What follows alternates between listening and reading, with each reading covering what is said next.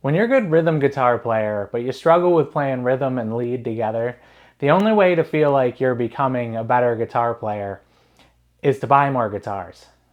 But seriously, the only thing that made me feel like I was becoming a better player and becoming a good guitar player was when I could finally start jumping from my chords into my scales and back to my chords.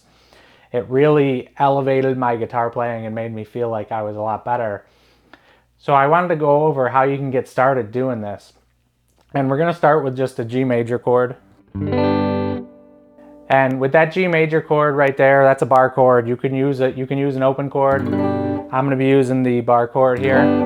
And the number one thing that you need to do when you're going to play rhythm and lead together is you need to find your scales that are in relation to your chord so that you can jump to your scales. Because if you don't have anything to jump to, then it's going to be really hard to play rhythm and lead together.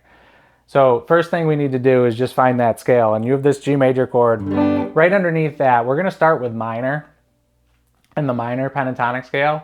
And then at the end of this lesson, I'll go over what you can do with some major ideas as well. But when you have that minor pentatonic scale, it's right underneath this shape. So you have 3-6, 3-5, 3-5, 3-5, 3-6, 3-6. Everybody knows that scale. And if you didn't know that scale, well, now you do. So that's form 1 of your pentatonic. And then you can use any extension off of that, but one thing I did want to go over is just form 5 of your pentatonic. When you're playing a G major scale, this really works. 1, 3, 1, 3, open 3, open 3, 1, 3, 1, 3. And that open 3 on the D and G string are really cool to add with this G chord. So I'm going to show you some examples, but there is one more thing you need to do before you just jump into playing rhythm and lead.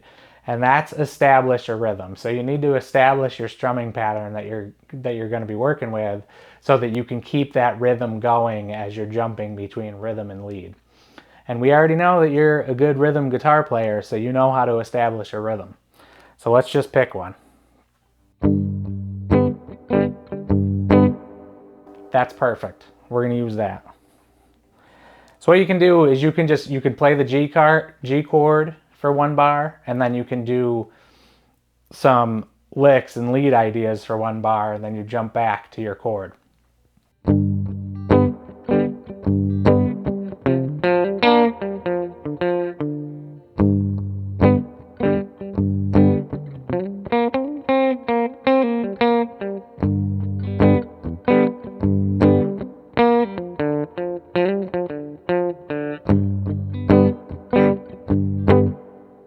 All right, so you get the idea. Basically, you're grabbing the chord, you're jumping into the scale, and you're jumping back out. So you really need to just work on this, and it's going to be tough to keep your rhythm going at first. So you can tap your foot, you can put a metronome on, you can get a drum track, and listen to that while you do this, and it's really going to help you hold your rhythm together, because that's going to be one of the biggest challenges with this, is holding your rhythm together. So I definitely recommend doing this at a slower tempo at first, because the slower it is, the easier it's going to be to hold it all together, and the quicker you get with it, the harder it's going to be. So on this channel, we like to talk guitar, and we like to try to get better at guitar. So if that's something you're into, then please like and subscribe. And the reason we're only using one chord here, we're just using a G chord, and we're just focusing on that, is because if you can really feel comfortable with just doing this with one chord, then you can move on to another chord. It's really tough when you try and take like a 4-chord progression and try and add lead lines in between some of the chords, or even just 2 chords. It can be difficult to go back and forth. So this is a great place to start, and it's something I still do, and it's also going to teach you the fretboard. So you're going to start understanding when you're playing a G chord, you have, you know, this scale right here, this form 1, you have your form 5 here, you have your form 2 here. So you have all these notes that you can work with when you're playing a G chord. And then if you get into chord tone soloing and all that stuff, you're gonna have an idea where these notes are and the ones that you should be hitting, because you already worked it out. There's another way that you can do this, and it doesn't have to be one full bar of G and then one full bar of the scale. You can do one full bar of G and then do one hit on G on your 1, and then the rest of that bar would be your scale. So it'd be something like this.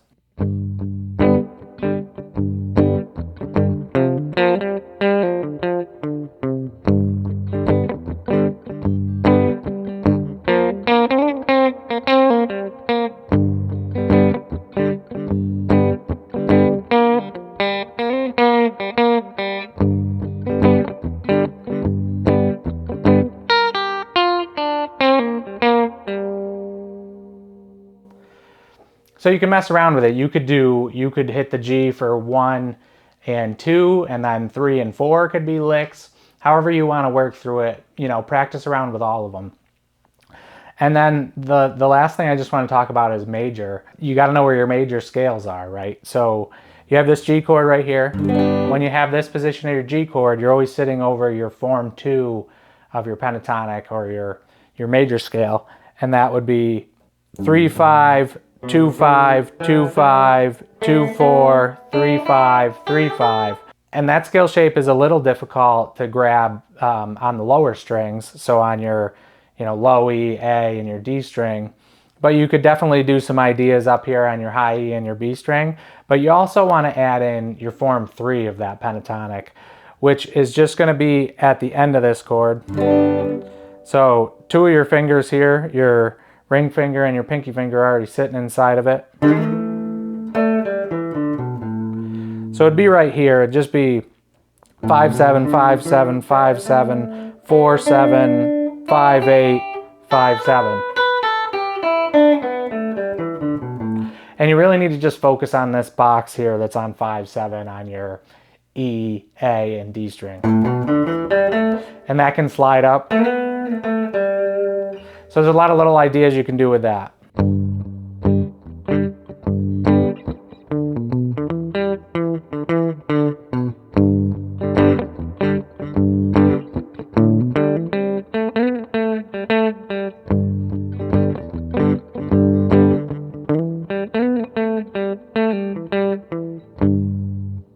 So that's cool. Obviously you can jump up here on your high E string.